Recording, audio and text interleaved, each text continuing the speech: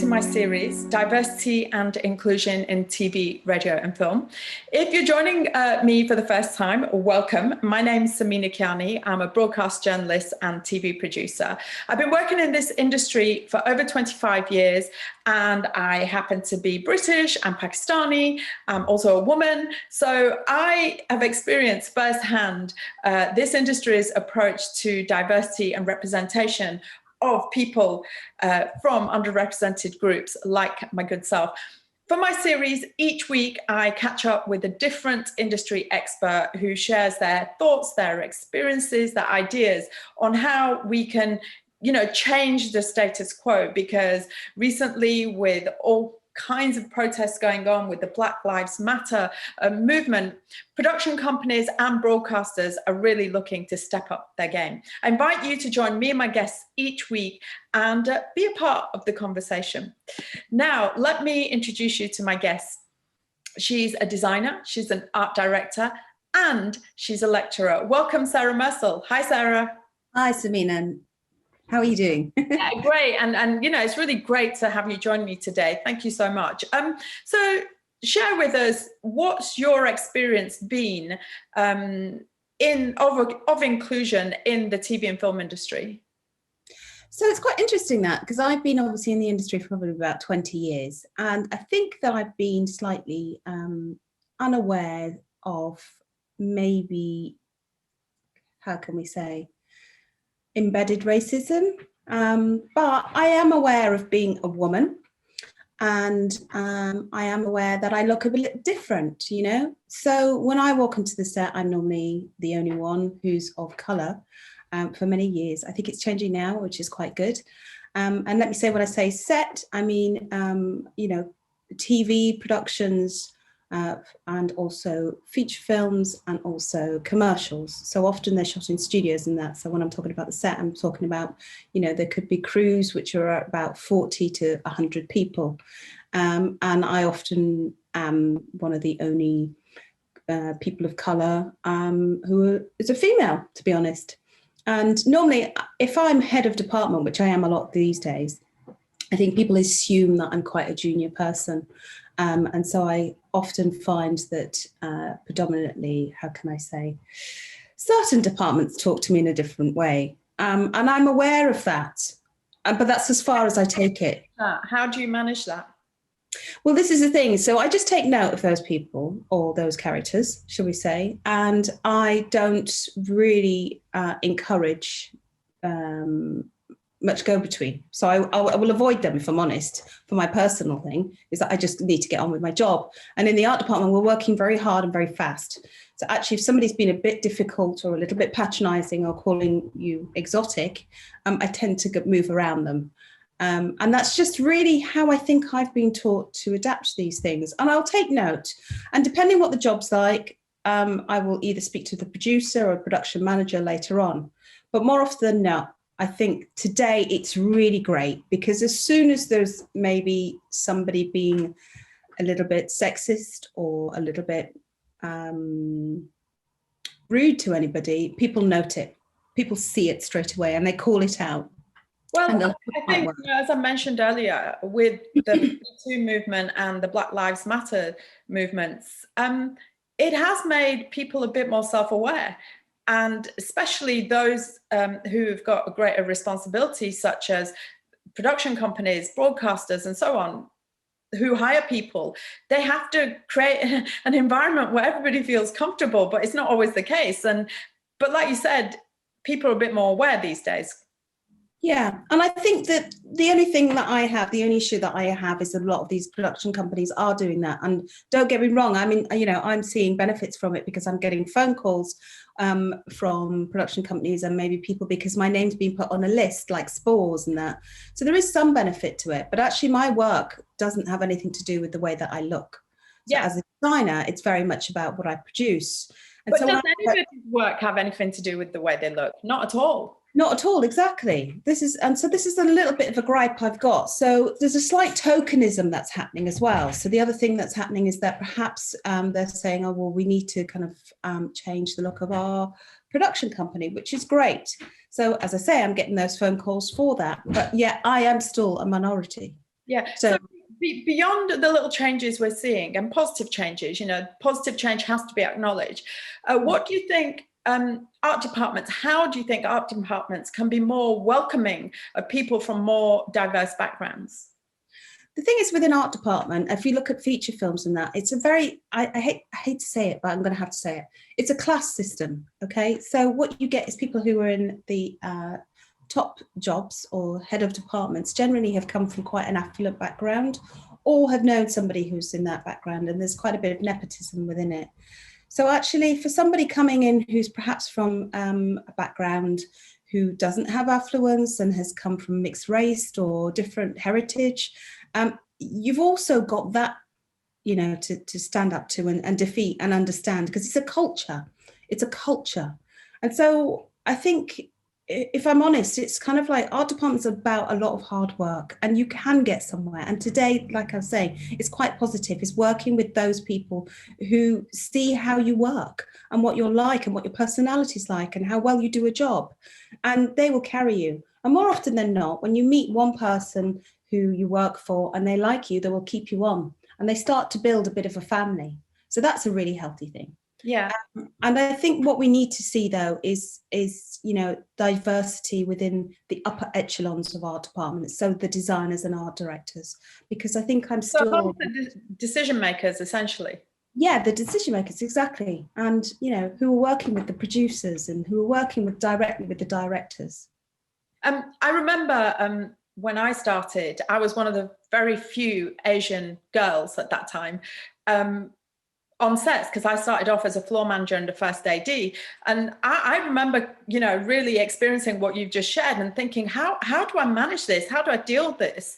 And obviously it wasn't an ideal answer, but I started networking like crazy and just getting to know more people, because it was about becoming a bit more visible. And this is why I'm doing this series as well, to make people who work behind cameras more visible, particularly those from diverse backgrounds. Talk to me about visibility and the importance of that. Yeah, which is really key thing, because I'm also a lecturer. So what I realized is when I stepped into the teaching area is that I'm also... Where do you lecture? Ravensbourne University. So I do the digital film production course. There's quite a large intake of students, which are across from the UK, but also London. And I was really surprised that I think I was a minority. It's changed now because of lots of reasons, but they're predominantly, men again. So what do you articulate to your students then, that they, that they can create a different kind of outlook for them? Well, I think that everybody's experience is relevant. So that's what I create, is that it doesn't matter what background you come from. I really think it's of importance. And so actually we need to be making these films. These kids need to be making these films. They need to have these voices of where they come from, what's happening, what these stories about. We can't just have the existing stories out there. It's like history. If we look at history, there's only certain bits of history that are told, and what's happened. So we only believe in certain histories today, but they're all stories. They're just stories. And so every student that comes, and obviously I teach production design, but I make them research. And I make them find out, and I make them listen to real stories as well. And also just in the everyday, when you're sitting on a bus, have an observation of what the conversation's like. Do people stand up to let ladies sit down? Is that still something? Watch how people move towards each other and how they communicate, and maybe what's on display in shops and things like that. So look at the world around you and observe it, because it's really important. I think that's great what you just said, because I think we all rush around in our daily lives so busy that we miss a lot of what's going on around us. And that is just like getting back and honed in to the present moment and seeing what's really going on around you, as opposed to what your brain's presuming is going on around you. I think that's really important what you've said. Also, talking about women and talking about people from diverse backgrounds like you and I, what responsibility can we assume to make a difference? I think we need to be visible, going back to what you were saying before, and also being honest about where we come from. Because I do think that being British as well, I'm not sure about you, Samina, but I've been encouraged, my British side has been very encouraged, whereas my Sudanese side and my other side, heritage, is kind of quietened down. You know, it suits in certain aspects. So I get perceived as I'm from the Caribbean a lot of the time. And, you know, it's not about that. At the same time, it's almost like, well, hear my voice before you see me, almost, you know. Now, I mean, I have to be honest with you, when it's not something I've really spoken about before, but I'm going to share it today. When I was growing up, and there was a lot of vitriol towards people from Pakistani backgrounds, especially from the far right and so on. And so it was almost a thing I felt like I had to hide for a long while. I mean, looking like I do, I could fit into any bracket. You know, people didn't really guess what my heritage was. And it wasn't until later on that I realized the impact of that on me as a human being. And it was really not good. And so I had to really reconnect myself with both parts of who I am, you know, the British person, but also somebody with Pakistani heritage. And I grew up in a Pakistani environment with the culture. So I think that can't be emphasized enough, right? Yeah, exactly. It's so important. And the thing is like, if you celebrate it, other people will celebrate their other bits, as it were. It's all come from, you know, again, it's a historic thing that we go back to. And actually, it's just been kind of perpetuated through time, through the media, through things. And actually, if we stand up and have voices, and I think we're very lucky because we've got Instagram, we've got things on our phones these days, where there's small groups and people have things in common, or like, you know, for me, it's really important that when I do a film, that I get that heritage right. I will go to that country, I will go to that suburbs, I will go to that community. I did a thing for BBC and it had to be on Uganda. And so I went and found the Ugandan community and I immersed myself within it. And I found out so much. It was so enriching. And the nice thing about it is that I actually managed to find some musicians, Ugandan musicians, who did the whole soundtrack for the movie. Or fantastic. And so it's quite a nice story. And you know, I think often what happens is that we feel limited. It's not about that. It's finding those opportunities and making sure that, you know, you're representing and other people are representing. It's like, stand up and represent. We need to. Like, yeah. I think what's great about what you mentioned earlier about social media, all the different platforms available, there's so many different stories being shared from so many different parts of the world. There's an interconnectivity like we've never had before. Yeah, but really lucky. In fact, that's almost celebrated a lot more than some of the ignorant ideas, if I'd say, honestly. Yeah, I think that's great because I think that could break barriers as well. More people share their stories online too. So Sarah, like looking forward, especially in our industry, in your department as well, what do you think the way forward is, apart from what we've discussed already? What else could be potentially done to create equal opportunities for everyone, irrespective of who you are, what your background is?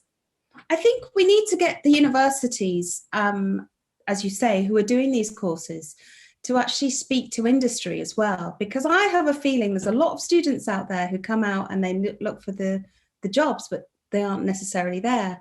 So I think we need to open those, or even with the schools, you know, let's start having those conversations with schools early on. Why don't we set up projects with films? Maybe kids can get involved a bit more. There's no reason why not. I mean, there's lots of red tape and stuff, obviously, when you have animals or children or anything like that on set. But I do think there's a conversation to be had to actually get young minds involved with some of these bigger projects, and vice versa. I don't think it should be just left to the adults. And so, yeah, sorry. No, I was going to say that, yeah, it's a different perspective, getting a youthful perspective on matters. Yeah, and I think, you know, for me, it's really strange because being in an industry, you feel really lucky being part of it. And often I'm in a community and I go and meet someone and they're like, oh, what are you filming? Oh, how long is it for? What's it for? When's it going to be on? And that excitement is really, really important. And so, you know, I feel really responsible in that sense. And I often feel like, actually, can't we get this community involved in it a little bit more, and opening that up? So it's not just for people who are trained in the industry, but maybe opening it up to other communities as well. And there's people who know so much and they have so much information. I'm also doing history of design, and I'm really fascinated about where in history there is gaps and hidden stories.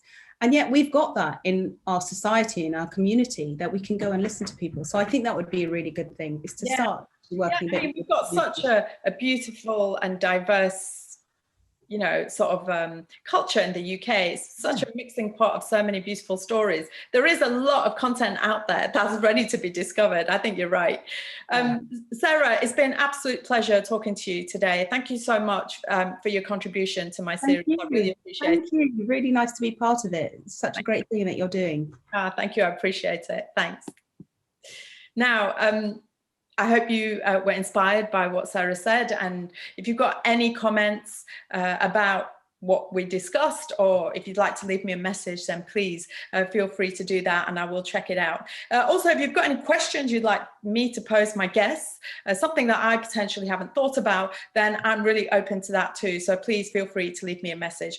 If you want more details about my series, Diversity and Inclusion in TV, Radio and Film, then please feel free to follow me on my social media platforms and on YouTube. All that left for me to say is thank you so much for watching, and I'll see you next time.